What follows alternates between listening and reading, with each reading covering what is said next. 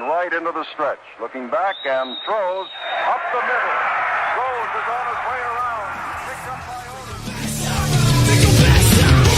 Here comes the ready or not. Here comes the boys from the south. Here comes the ready or not. How you like me now? I say, here comes the boom, ready or not. Here comes the boys from the south. Boom, here comes the boom, ready or not. How you like me now? You don't live in Cleveland, you live in Cincinnati. You are watching live. We suck. How we doing? I'm doing all right. I'm glad you are. I'm a fucking mess. I'm doing all right. Now what? What do we do from here? Well, we were kind of talking about this earlier today, and I've done more than my fair share of bashing and bitching, and I'm sure that you sounded like you were just getting tired of hearing a lot of it. I am. I'm past it. I'm frustrated, but I've also been around long enough, not in sports, because I know I've never been a coach or anything like that, really. But it's no different, really, than running a business or being a manager in a business. It's all the same. Sometimes you have a team that's performing well in one area and not performing well in another area. And you need to just break it down into its simpler form so that you can make it manageable. So, I mean, the Bengals coaches, their careers, or some of their careers, are probably on the line. Certainly their reputation is on the line. And they have to figure out what to do working under whatever level of constraints they have, whether it is financial resources or something from above them that may be hamstringing them a little bit. But that's no different than anybody else in any other walk of life. Nobody has the perfect boss, the perfect system, and free reign to do anything and everything they want to do with unlimited funds. So that doesn't happen. A lot of these coaches don't really get to pick the players. Maybe they have some say-so from their scouting. But the bottom line is there's still half a football season left. We are 3-6. I'm not delusional enough to think that we're going to somehow make the playoffs. But I am delusional enough, I guess, to believe that you can always make a bad situation better. So basically, what are we going to try and do to right the ship? Move it, progress it the right way. Well, I think the first thing that needs to happen, and you do this again in any line of work, when you have a team of people, everybody has their strong points and their weak points. Now, the sarcastic people will say, well, all we have are weak points. We don't have strong points. That's not true. That's me. These guys are all athletes. They were all drafted to be in the NFL. You just don't get picked out of a barrel. Your name gets picked and we're taking this Chumley. That's just not the way that works. These guys have shown in the past the ability to do correct things in many ways, but maybe they're not the best well-rounded linebacker or DB, whatever the case is. I think what you need to do is I think the position coaches need to sit down individually, one-on-one with these players and take their temperature. I think you need to see how passionate they are, see if they really want to be here, see if they really want an NFL player, because every week is an audition of if you're going to have a contract next year or the year after. So they're always auditioning for a job, and that's the message I would begin with. I'm here to help you as long as you're willing to help yourself. And then have them tell you what they think are their strong suits and have them admit to you what they're not so good at. And then you focus on both of those. You accentuate the positive, and with the negative, you coach them up. You got to make sure that you are giving them advice. You're giving them mental exercises, physical exercises, something they need to do to make themselves 10% better. We don't need you to go from where you're at now to a Pro Bowler. We just need you to get incrementally better as the year progresses and as we get into year 2. That's what you need from every player. But if they're looking at this as a whole, like we suck, we got the worst defense, all the tackles that we miss, it's chaos. And you can't manage the chaos. You have to break everything down. And that's what I believe should be happening in the building right now. They're not going to get sale changes. Duke Tobin's not going anywhere. Zach's probably not going anywhere. So they have to worry about their own individual job in the linebacker room, or in the DB room, or the defensive room. And they just need to have conversation and work on work on the individual to make them all better, a little bit incrementally at a time. I've never coached football, but I can't imagine that some of the characteristics or some of the lessons learned in business years cannot be applied to this. Well, they very much can. It was all the same stuff when I was there. They cannot worry about what's above them because they can't control that. They are looked upon as being the people to develop the players that they are handed. Every one of these players is a better athlete than anybody even watching or listening to this podcast. Far and away, a much, much, much greater athlete. So it's not like they're working with me or you trying to turn us into something. No, they're working with a professional athlete that maybe doesn't have confidence or doesn't really know the playbook as well as they should, or maybe they have bad work habits. You've got to focus on what's going on and challenge them. Not too many people get the chance to do what you're doing. So they really need to connect with their players. And some of them may just be somebody that really doesn't want it. I mean, we've seen players like that in the past. And if you determine that they don't want it, they got to go. It's that simple. But hopefully most of these guys are salvageable because you can't replace 10 guys. Not quickly. No, and we'll get into the off season here in a minute, but really the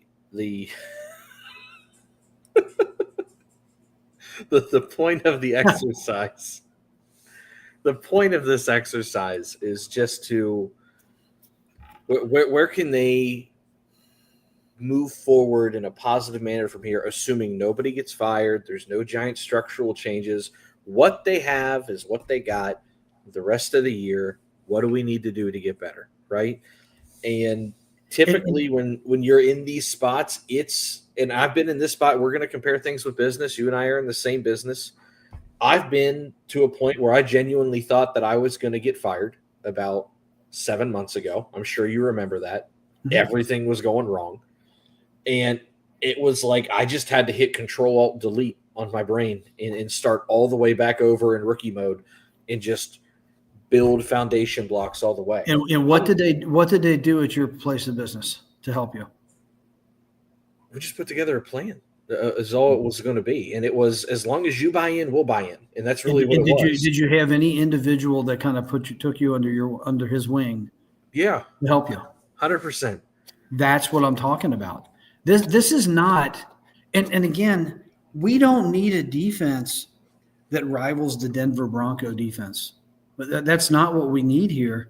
We need to get the guys just to do the foundational, fundamental things. I had somebody tell me today that, the athlete that's across from you may be a better athlete, and that's why some of this is happening. I agree with that to a degree, but if you are foundationally, fundamentally sound in your tackling, even if this guy is a far superior athlete, you're going to get him down more often than we get them down. Mm-hmm.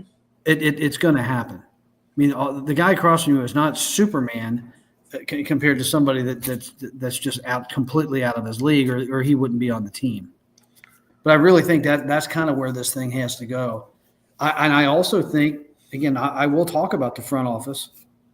I think the front office needs to start doing their job much, much better. And I think they had a major whiff during the trade deadline.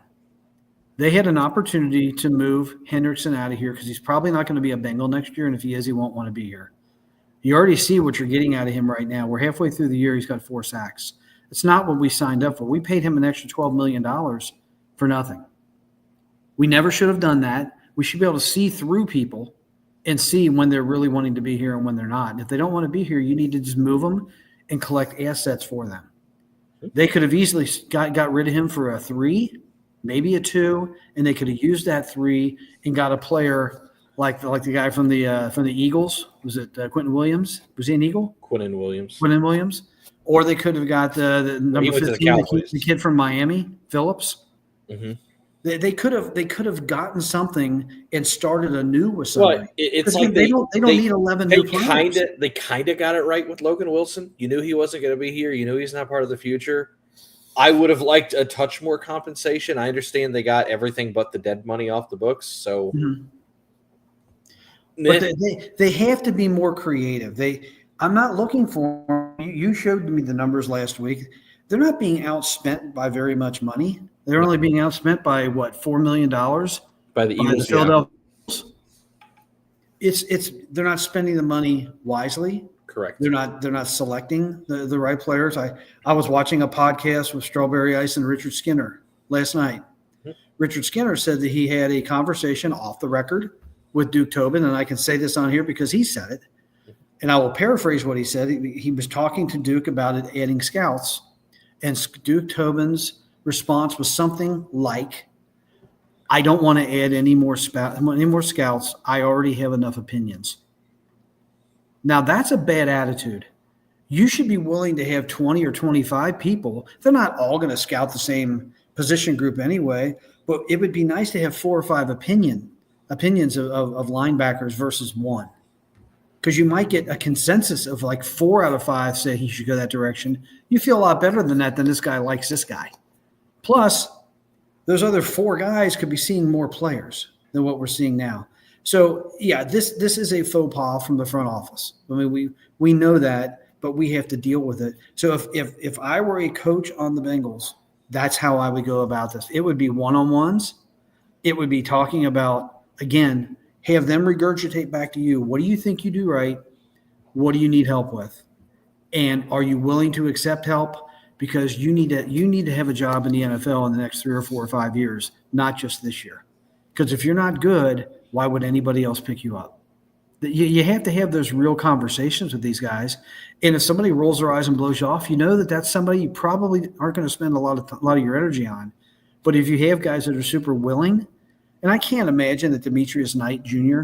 is not willing, and I can't imagine that Barrett is not willing. I question Shamar Stewart, but I don't know the guy. But just the way that happened in the offseason kind of gives you a little bit of a sour taste in your mouth. Yep.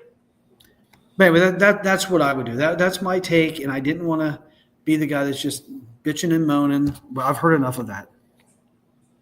Yeah, we are limited in what we can work with. Well, just put yourself in the mindset of a coach. You have what is in front of you. And I can't imagine that all of these coaches suddenly forgot how to coach. I can't imagine that all of these players suddenly forgot how to play. I think there's definitely probably a sense of what the fuck are we doing here in the locker room. I think there's probably so many things that have been thrown at them in terms of we got to get better at this. It was probably there's a lot of hodgepodge stuff thrown together, and we didn't quite get the guys that we want to run this kind of system. So I'm going to ask more of you to do this and more of you to do this. There's probably pressure to play a lot of the younger guys as opposed to the veterans. And it's an incredible amount of growing pains, if you want to put it there. But I think at this point, just because the season is lost in terms of being able to vie for a championship, it's not lost in being able to set yourself up better for the future. You have 8 games to start figuring some things out and correcting some things. Yeah. Hey, couple things here. Pork Chops put some comments on there. Oh, I know. He's half the comments. And I can't click on them. I don't have that. Will. Which one you want first? I like the one about the third from the bottom.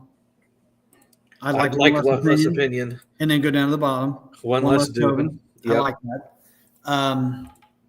And I want to. Sorry, I'm late. But okay. I want to mention one other thing also before you, in case you want to keep rolling here. I think the case in point of, oh my God, we're terrible. It's never going to get better. And I'm not saying it's fixed, but look at the offensive line. Look at the running game. Look at the offensive production. I'll say that since about 5 weeks ago, I blasted Scott Peters. Yeah, but they okay. figured it out, right? It is to a level of I don't concern myself with it anymore. Right. I don't know how great it is, but it's so no why longer can't an issue. why can't we take that same approach and try to get this defense working better through the balance of the year? You might win a few games. People are going to say, "Oh, I want to tank." Well, I don't trust Duke Tobin with anything, so I'd rather just keep winning games. I don't think they're going to make the playoffs, Yeah, but I sure as hell would feel a lot better if all of a sudden this team stopped missing as many tackles, stopped becoming a laughing stock. It's just if they got better to where you had confidence in maybe 3 or 4 of these players instead of just DJ Turner, if you had more confidence in 3 or 4, the offseason would not look as daunting. They've got to get themselves in a better mental place. I believe. I think the fans need to get themselves in a better mental place because the sky has completely fallen as far as the fans are concerned, and I don't blame them. Those last 2 defensive outings were terrible. I mean, they were terrible against Pittsburgh also. I mean, they were lucky that game didn't go 5 more minutes. They would have lost that game too. Yep. But I don't think that this is an insurmountable task as long as you have level-headed coaches that hopefully are really, really good at their craft. I think we can begin to mend this a little bit. Pork Chop is on Team Tank. I trust them picking from the top 10. That's how we got Joe and Jamar. Well, the likelihood that you're going to whiff in the top 10 is less. I understand that. But it doesn't mean you still won't pick top 10, but let's start figuring some things out. Sure. You know, I mean, if I'm losing games 25-24 or, you know, I feel a lot better moving forward than I do. Because here's the thing. Even if you shorten these defensive struggles down to 30 points, 25 points, right? 25 is kind of the magic number. We'll get into that at a later time. You know, typically you're not just going to be like, oh, well, we're going to maintain 42 points. No, because the Bengals wouldn't have had to score 15 more points in the final minute of that game if they didn't have to. You know, so let's just condense everything back to normal and get these things in the 20s again, as opposed to the 30s and 40s, and we'll build from there. I think they need to challenge individual players on what they struggle with. I mean, we've got a half a season now where we've seen all these missed tackles by the 3 or 4 players that are in that top 10 list. Mm-hmm. Those guys maybe should be individually challenged to cut your missed tackles down by 50% in the second half of the season. You got to give these guys individual goals. You can't be at the bottom of a mountain and say, there's your goal at the top of the mountain. Yeah. It doesn't work that way. You have to tackle those little bites at a time. To preach to this team, we need to go make the playoffs right now. Yeah. Yeah, that's too much. Right. The goal for this team, in the way that I always did it when we coached, was just win today. Win the next play. Win that rep. If you're just focused on what's directly in front of you, yep. It's like when I used to play sports, like just, again, bowling team. What did you used to do for me when I was so in my own head about bowling? There was one thing you did every Sunday when we went bowling, when we would bowl. We wouldn't keep score. No, you turn the scoreboard off. Right. And you would just tell me to go out and execute. You need to focus on what you need to do, not what the scoreboard says. Right. And as soon as I stopped doing that, my averages went from 160 to almost 200. Yeah. Like just doing the same shit. Yeah. You just get out of your own head. Right. And because if you throw a bad ball or you miss a spare, but you're not keeping score, it doesn't bother you as much. And it doesn't mean eventually you don't have to start keeping score. Right. But you're getting better with your craft and with your muscle memory. It's all getting better. With probably 5 or 6 guys on this defense. And it's more than that, but let's just pick a core 5. It needs to be stripped all the way down to a rookie level, and they just need to play as a basic of a defense. If you want to go ultra vanilla, go for it. If you want to go ultra aggressive, go for it. But keep whatever you're doing simple. You can be ultra aggressive and ultra simple at the same time. Trust me. Yeah, I wouldn't be ultra not aggressive. I can tell you that. Because you got to see how these guys can perform inside the game plan. I really think if you could just fundamentally get these guys to tackle better, that would be such a large step.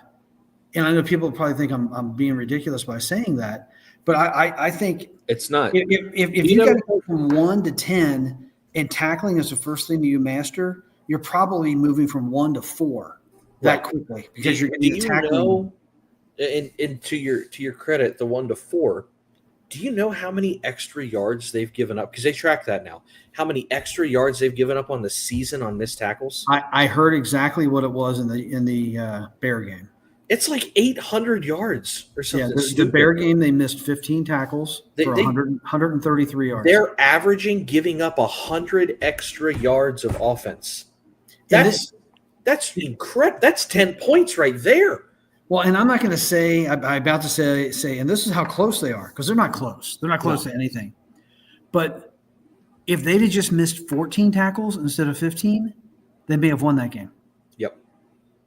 I don't know if that guy kicks a 52-yard. Now, granted, they were going to have 7. They were going to have the clock would have been running. They just spiked it. They'd had probably 15 seconds left. They could have run an out pattern or something.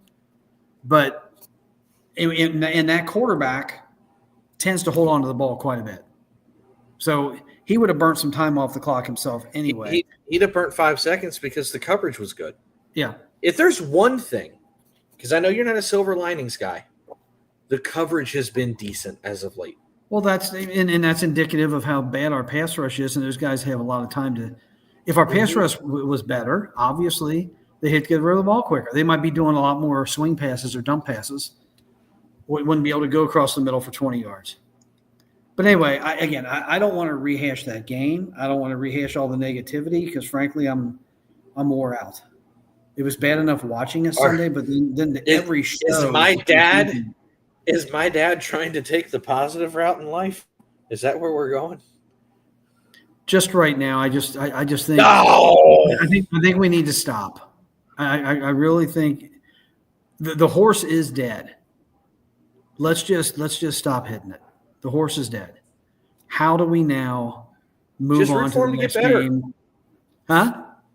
Just root for him to get better. That's all you can do.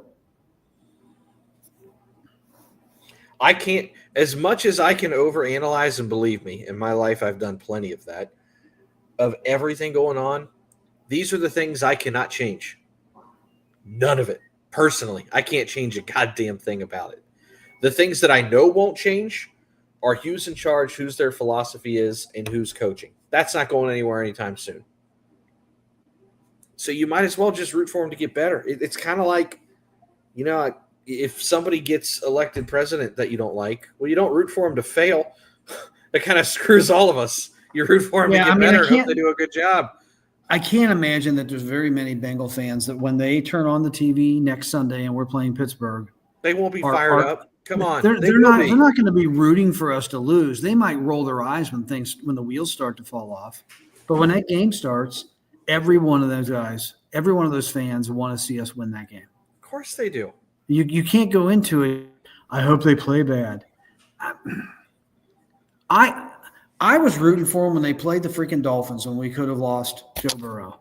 When it got to the end, the very, very end, I was like, let's not score this time and let's lose the game now. But for 59 minutes, I was rooting for the Bengals. I have a hard time rooting against them. I do too. I have a hard time betting against them. The only time I ever root against them, so to say, is when I know they've screwed the game, that there's no real chance for hope, and I kind of hope they just get the brakes beat off of them for like the final 5 minutes, because I hope that if I'm gonna lose, I hope it's embarrassing enough that it brings about change. That's kind of how I am. Yeah, and I know that's negative happens. Too. No, it doesn't. I mean, when's the last time that we got beat embarrassingly enough that they fired somebody? That they fired somebody. I know they fired. They fired. They fired Laser after like 2 or 3 games. Offensive coordinator. They fired Laser and Austin. They fired probably Dick LeBeau in the middle of the year, and they brought in Coslett for the final 9. And Coslett walked away. And Coslett actually went 7-2. People say you can't make a change in the middle of the season. What's that going to do? Well, Coslett went 7-2. It can be done. But, again, I'm not a huge Zach Taylor fan anymore. I started off loving him because I like the whole culture thing. After the first season, I was already almost done with him. Then Burrow comes, and I love the whole thing about handing out the footballs after the game. And so, I mean, he's got a place in Bengal folklore, and he probably is a super, super nice guy. I've heard a few things of, why not leave him on if he would be willing to do it as an offensive coordinator? Because you can't. It's undeniable how good His their offense is. his offense has always been top notch. I've heard Always. if they had to remove Duke or move him to something else, bringing in Marvin Lewis and being the general manager or somebody that can pick players. I think Marvin Lewis did really well for the most part when he was here because I know he had a heavy say-so in player development. There were a couple big whiffs, but for the most part, yeah, it was all right. I think it was far better than what we have right now because the defense was always adequate. Well, I mean, even when we had bad years, they still picked decent ball players. Yeah, I think if a Geno Atkins or a Carlos Dunlap were out there right now, I think they'd miss him. Yeah, I don't think Marvin would miss. Marvin didn't miss defense too No, much. Marvin knew defense. He struggled on offense a little bit. If you got Zach who can, I mean, I know it's all on Flacco, but the job they did. Is there any other veteran quarterback? Maybe there are. Are there other veteran quarterbacks they could have brought in that can do what Flacco did? Could Kirk Cousins have done it? And if he could, that really shines on Zach Taylor. I like this comment. But Marvin's better than Duke, but if Marvin's the best we can do. I just know there's familiarity there, and I know Mike Brown really struggled getting rid of him. Mm-hmm. I think there is still a strong relationship there. And if people are thinking who's going to replace Duke, short of Pete Brown or somebody else that's in the family, Marvin Lewis is probably the closest thing to that family that they have. I'm not a big Marvin Lewis fan, but I do think he knows defense. I just, as a head coach, he could not get his team to rise to the occasion in important games. No, he couldn't. And Sunday at 1 o'clock, lights out. Yeah, but the Monday night games, the playoff games, they were never prepared. They always had like the deer in the headlight looks. And I think that has to come back to the head coach. If it happens once or twice, maybe you got players that are scared, but year in and year out. Yeah. But I do think he would be a good person if they decided to move on from Duke Tobin.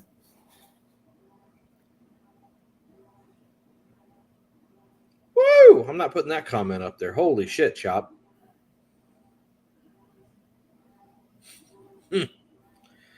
That is regarding Shamar Stewart. I don't think he likes Shamar very much. Does anybody? No. His dad. I mean, he is uber unproductive. I just want it to be known that because does he have a sack this year? Did he get? I think he's got one. No. No, he's had one tackle. Tackle. He hasn't had a sack. Okay. So he's not done that. Since the end of his high school career, he's still. I think that tackle he got was in the first quarter of the Cleveland game. Yeah, I think he got someone, and we went, oh my God! And then he hasn't had a tackle in 2 months since September 7th. He got one in the last game. Oh, did he? Yeah, he ran into somebody, I think, on accident, but okay, he did. All right. He ran into someone. But I mean, it's ridiculous that we're talking our number one draft pick, not even averaging a half a tackle a game. He's not good. No, that's not good at all. But again, maybe somebody can talk some sense into him. It ain't going to be his dad, and it ain't going to be his agent.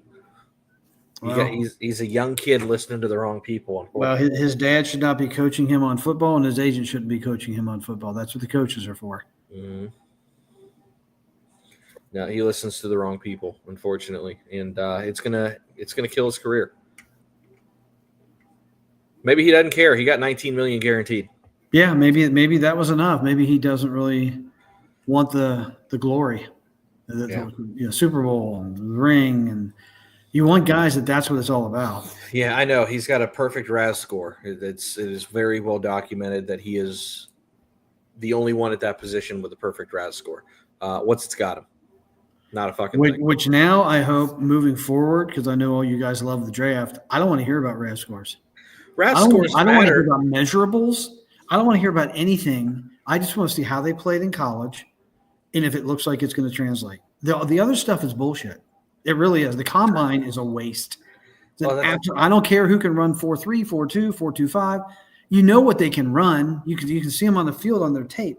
It's how they perform on the field. Well, the thing that the fans don't get to see, because this stuff does matter. If you've got somebody who's just a shit athlete, yeah, they can make it, but the chances are lower, right? You're just using it to kind of hedge your bet with it. It's not a tell-all. You kind of know what kind of athlete they are by his tape.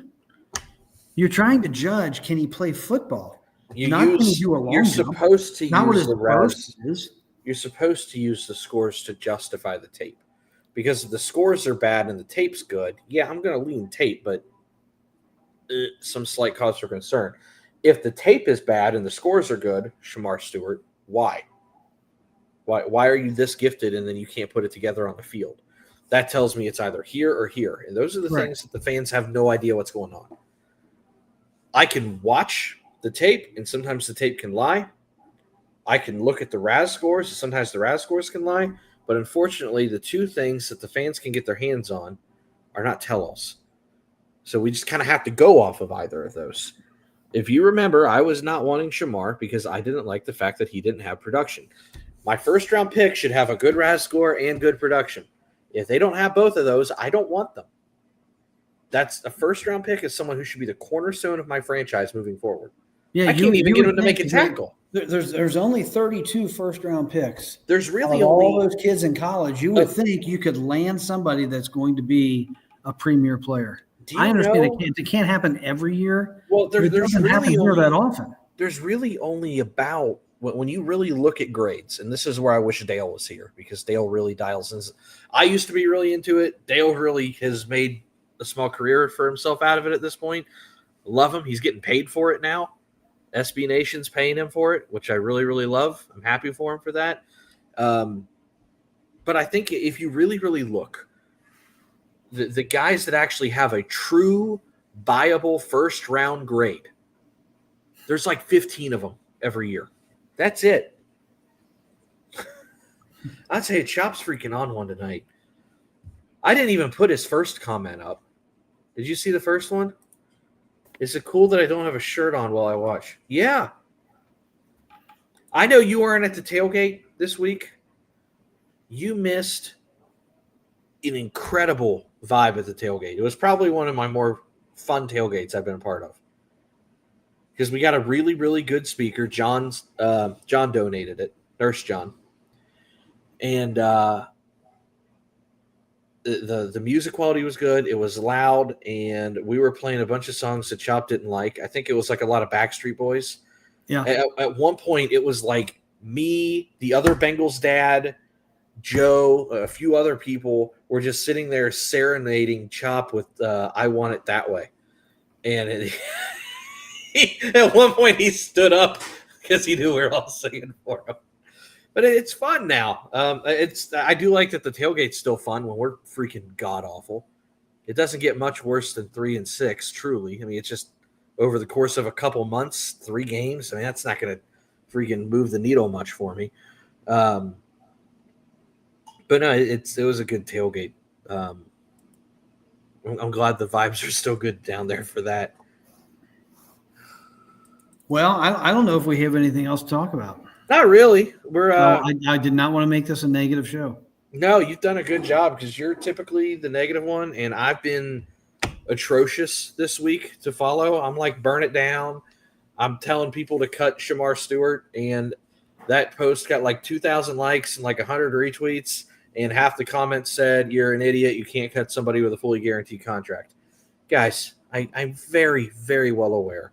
I'm not trying to be that guy, but if you really want to get into contract discussions with me, please be my guest. There's only like 2 people on Bengals Twitter that I wouldn't want to go up against, and it's Andre and I think Jake Lisco. Everybody else, I'm willing to rock and roll and talk numbers with you. I understand the ramifications. I do. I get it. I just don't want him here. He's not a good football player, and it's going to bite him in the ass. Greg made a bet with me before the season started because, bless Greg, love him to death. He's always an eternal optimist. He said, we were sitting in Chandler's down on the west side. I've never been to Chandler's. Great burger place. We're down in Chandler's on the west side, and he goes, I want to bet you $20 that he gets at least 7 sacks this year. And I said, Greg, I will gladly take that bet. He's not going to come close to that number. And I don't know if he's going to get 7 sacks for his tenure as a Bengal. I'm willing to go out and say that right now. I don't know. If he plays the next 3.5 years as a Bengal, I don't know if he'll get 7 more sacks.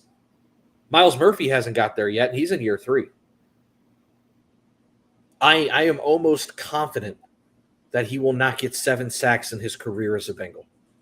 I hope I'm wrong because I really want them to be productive, but I'm willing to go out there and bet that he does not get 7 sacks over the next 3.5 years. I think he is that ill-prepared on game day. Well, that's what we need to work on. Yeah, freaking pass rush would fix half the season.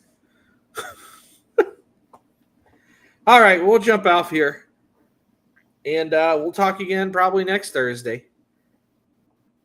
My off day is changing again, by the way, so we'll figure that out. Great. Okay. Bye. See ya.